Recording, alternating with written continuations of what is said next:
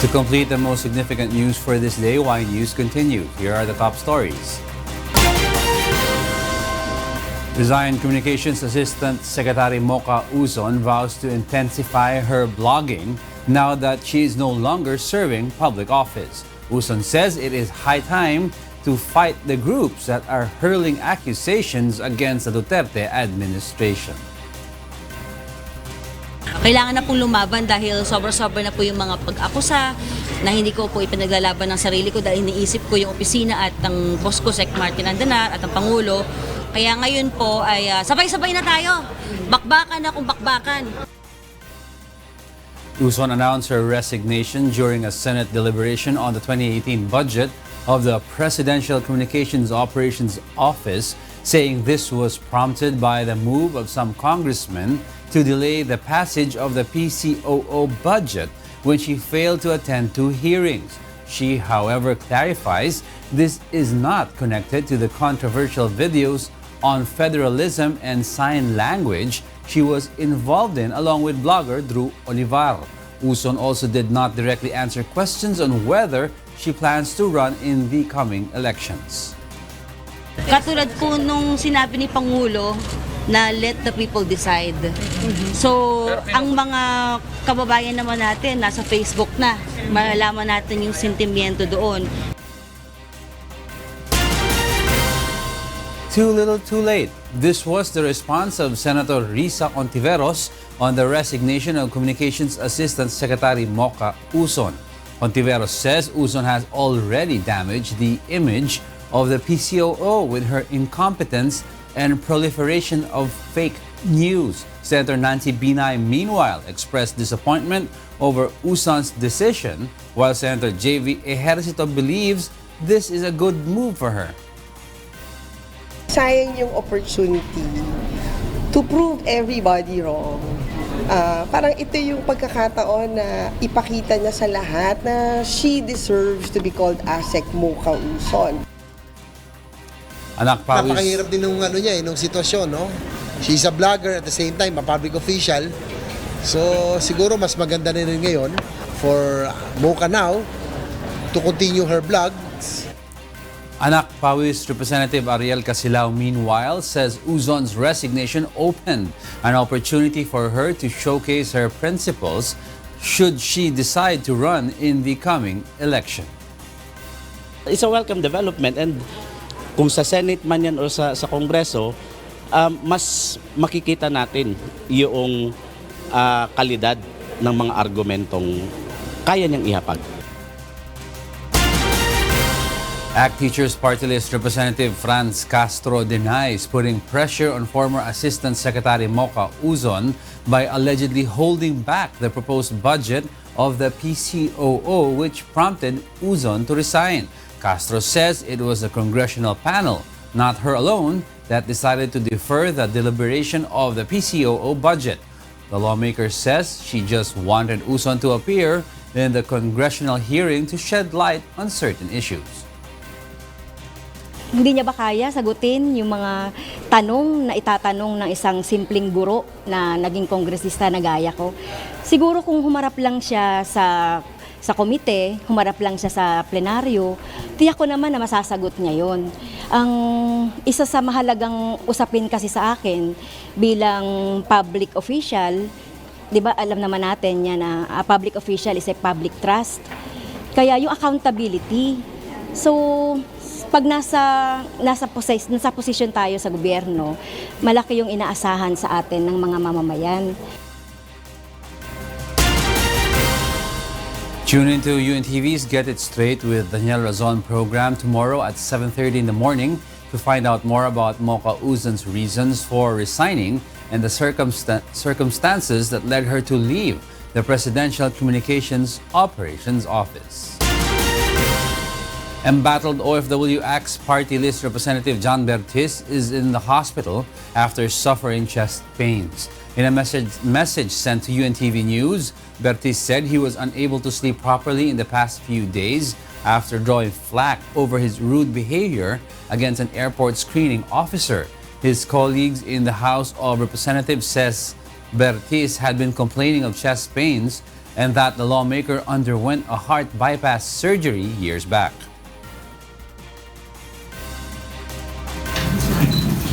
Trigger pa niya. Kasi supposed to be 7 bypass. Di ba pa lang na procedure lang natin. So mababypass siya ngayon? Hindi naman siguro. Nag-compete mo siya ng chest pains? Yeah. The House Committee on Ethics and Privileges, meanwhile, begins its probe on BERTIZ's behavior and other incidents that placed the lawmaker in hot water prior to the airport incident, including a brawl with an OFW group leader in Hong Kong. He's not an exception to that. Marami din siyang kasamahan sa party list na meron din mga complaint against him. Police investigators are eyeing 5 assailants in the killing of Sudipen Mayor Alexander BUQUING, though they suspect that all gunshots came from a single firearm based on bullet slugs recovered from the scene of the crime. However, La Union Police PIO Chief Silverio Ordinado Jr. clarifies they have yet to identify a person of interest in the case. Ang findings kasi ng crime lab natin doon is iisa lang yung pinanggalingan ng baril. Yung 39 na cartridge cases, iisa lang ang baril na ginamit. Definitely, isang lang yan, isang gunman lang yung bumaril doon. Authorities are also not discounting the angle of illegal drugs in the case, although Sudipen Police confirms that Mayor BUQUING was not in the PNP's narco list and that the municipality has already been declared drug-free this year.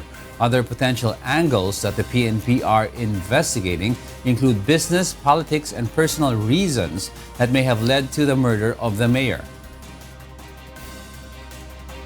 Dito sa amin, sa police station, Sudipen Police Station, wala talaga siyang pangalan. And then, pinakonfirm din namin yan na hindi siya talaga kasali sa narco list.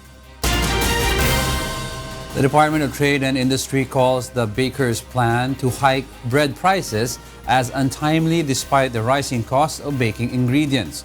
The Philippine Bakers Association has earlier warned that the upward movement of oil, sugar, and cooking gas prices may push bread prices up.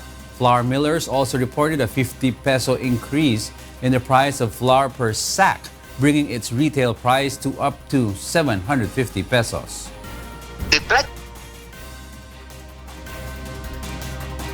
The prices of flour is going up, and it will continue to go up so long as there is a limited supply of wheat in the market. Kailan magbabago yan? Pag tumaas ang harvest, maybe early next year. Ganon naman talaga yan, cyclical yan. The bread products were not able to make an increase. Considering na yung Pinoy Tasty, hindi naman hindi yan umabot sa mataas na presyo na bumaba rin naman. Pati Pinoy Pandesal. But the DTI says the planned hike is not timely because the reported increase in cost is still considered lower than the previous years when the price of flour spiked up to 900 pesos per sack. Budget Secretary Benjamin Diokno says United Kingdom's Vodafone might join the Philippines telecommunications market as a new major player. Diokno says that during the economic managers' meeting with the British business sector in the United Kingdom last week, the telco giant asked about the process of doing business in the Philippines when they discussed about the country's search for a third major player. Diokno believes Vodafone has the means to work on the necessary requirements if ever they decide to participate in the bidding process.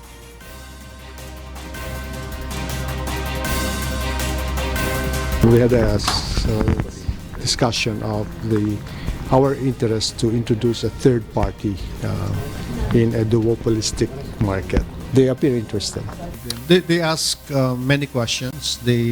Because Vodafone is, as I said, the biggest telco company in the world, and of course they want to make sure that they will protect their reputation. They don't want to get involved in shady deals. The Department of Information and Communications Technology targets to name the third telco by December of 2018, and interested telcos have until November 7 to submit proposals and requirements.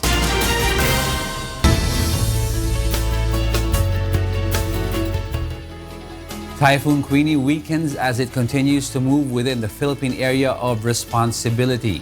Pag-asa last spotted the typhoon at 745 kilometers east of Basco, Batanes, packing maximum sustained winds of 165 kilometers per hour and gustiness of up to 205 kilometers per hour as it moves northwest at 15 kilometers per hour.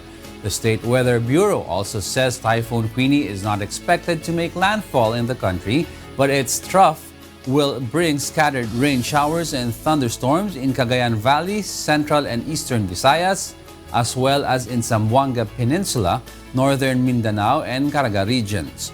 Metro Manila and the rest of the country, meanwhile, will experience good weather with possibilities of isolated rain showers.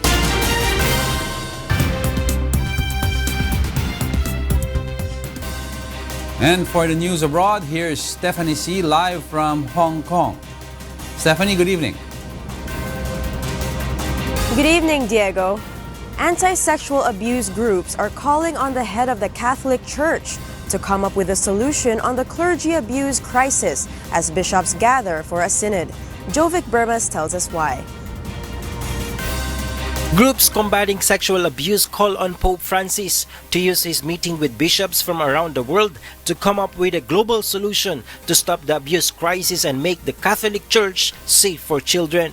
Pope Francis will hold an opening mass on Wednesday as hundreds of priests and observers arrive for the Synod of Bishops, which will gather for daily meetings at the Vatican from October 3 to 28. Speaking in Rome, Matthias Kutch, founding member of Ending Clergy Abuse, a worldwide organization of human rights activists and survivors, called on the Vatican meeting to address how justice will be given to those who have been victimized within the Church. Italian abuse network Rete L'Abuso, made up of survivors of abuse and activists, cited Italy's poor record of dealing with their own scandals. According to numbers they have researched, only 300 cases of clergy abuse have been taken to Italian criminal court since 2004. Of those cases, only 150 resulted in a condemnation.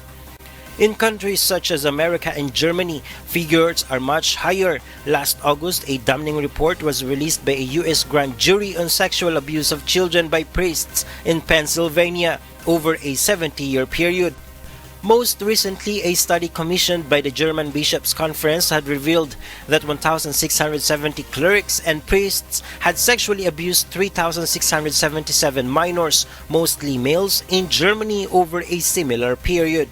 And there is no reason to believe, if you have established a global system like the Catholic Church, and it's all the same in every place of the world, this is the meaning of Catholic, that if you identify a systemic failure in one country, as we have done last week, for example, in Germany, with this study which was published by the German bishops, that in another place of the world you will not find the same problem, even if it's not uncovered yet, as it is the case apparently in Italy. The Vatican itself also acknowledges that sexual abuse scandals are yet to come into public domain in Italy and other Mediterranean countries, who tend to be very discreet in talking about such matters.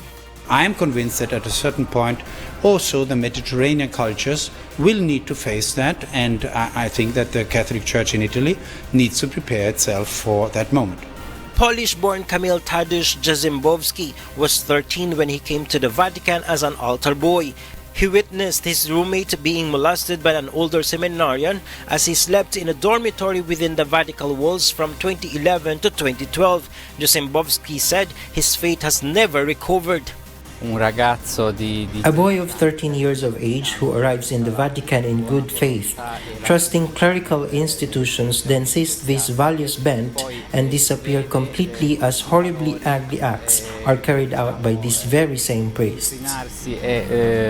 He believes the church and the media are to blame for cases not being discovered in Italy. In Italy, it is like this because of the strong power of the church, and a large segment of journalism tend not to touch sensitive themes.